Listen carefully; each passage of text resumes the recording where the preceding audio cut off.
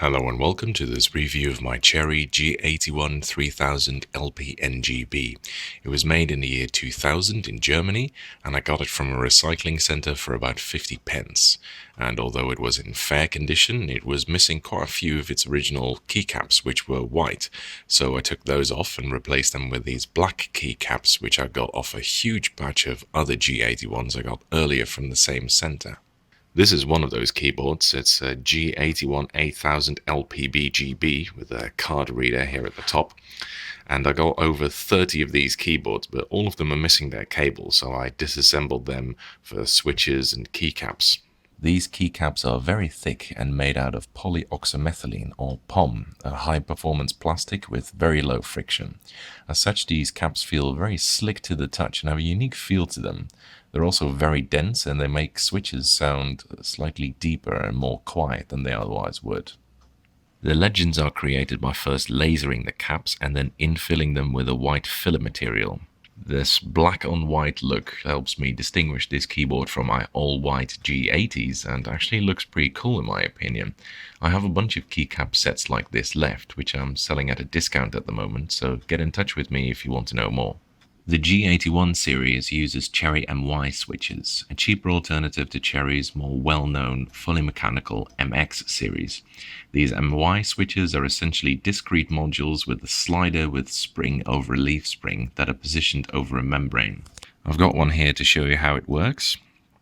So when you press a key, it depresses the slider, and the slider then presses on the leaf spring like that, and the leaf spring in turn presses down on the membrane. The case is the same as that of the more well-known G80-3000, a simple, basic full-size keyboard. Like the G80-3000, the case is just clamped together, but the board is screwed into the case, unlike the G80 where the PCB just kind of floats around. Surprisingly, it's also considerably heavier than its more expensive brother, 1.4 kilos compared to 1.1 kilos for the G80. That's as heavy as an Alps Bigfoot. And this is the reason why. This thick steel mounting plate is what the switches are clipped into. Each switch is held to the plate with two legs, and each leg consists of three little pins separated by a center lug in the middle. If you want to clip out the switch, you need to push the center lug back in, and then you can squeeze the legs together and push them through the plate. If you do that with both of the legs, you can simply take the switch out. Here you can see the membranes on top of the plate. They're pressed down firmly by the switches on top of it. It's a simple system, and it feels more solid and sturdy than the G80, but the exposed membranes look like they're pretty vulnerable to moisture in my opinion. On the other hand, if the membranes do get wet, you could theoretically take out all the switches, clean the membranes, and then put it back together again. This would entail unclipping all those legs though, so that would be quite a faff to be sure. As for the key feel, in short, it's pretty shit. It feels just like Cherry MX Black, and I think in fact they have similar actuation forces, but the MYs are much worse. Now, I'm already not a fan of MX Blacks. I think they feel boring, uninspiring, relatively scratchy, and too stiff for a linear switch, and they're my least favorite Cherry switch, which is ironic because I constantly keep getting boards with black cherries in them. But these MY switches are way worse. They make the blacks feel light, smooth, and crisp in comparison.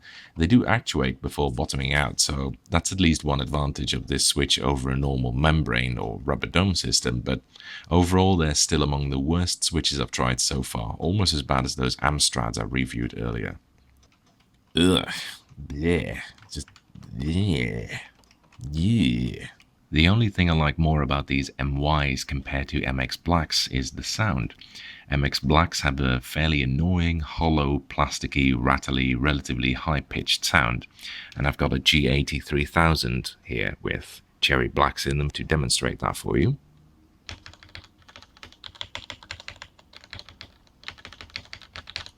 That's not a very good sound at all, whereas these MYs sound a little quieter, bassier, and more solid. Here, I'll show that again to you.